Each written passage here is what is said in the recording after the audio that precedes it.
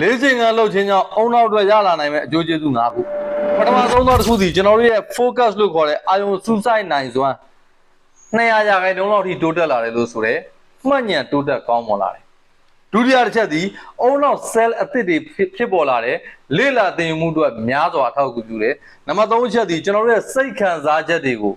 ပုံမတိုးတက်ကောင်းမွန်လာစေနိုင်တယ်ဘယ်လောက်ထိလဲဆိုရင်လက်ရှိဖြစ်နေတဲ့ stress တွေကိုအနည်းဆုံး30ရာခိုင်နှုန်းလောက်ထိshort ချသွားနိုင်တယ် workout session ပြီးတိုင်းမှာနံပါတ်4ချက်သည်ကျွန်တော်တို့ကောင်းမွန်စွာထိန်းချုပ်လာနိုင်တယ် stress တွေကို short ချထိန်းချုပ်နိုင်တယ်နံပါတ်5ချက်သည်လေ့ကျင့်ခန်းလုပ်ခြင်းကြောင့်ကျွန်တော်တို့ရဲ့အုံနောက်ထဲကိုအောက်ဆီဂျင်များများရောက်တယ် nutrient delivering ဖြစ်တယ်အဲ့ဒီခါမှာကျွန်တော်တို့ရဲ့ decision making ကောင်းလာတယ်ဆုံးဖြတ်ချက်တွေပုံမခိုင်းမှာကောင်းမွန်လာတယ်အုံနောက်အတွက်နောက်ထပ်အကျိုးကျေးဇူးအများကြီးရှိတယ်ကျွန်တော်ဒီ top 5 benefit ကိုထုတ်ပြောခြင်းသာဖြစ်တယ်အဲ့တော့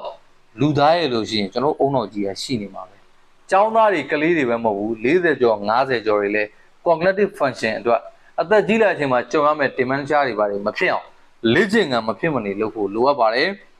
ရှင်းစရာမို့လို့ဒီလောက်ပဲပြောနိုင်ပါတယ်ကျန်တာကျမ်းမာရေးပိုင်းဆရာဝန်တွေဆက်ပြောပါလိမ့်မယ်တွေးစရာတစ်ခုချင်း yes တို့မှပြပါကျွန်တော်ကိုနိုင်ဦးပါကျေးဇူးတင်ပါတယ်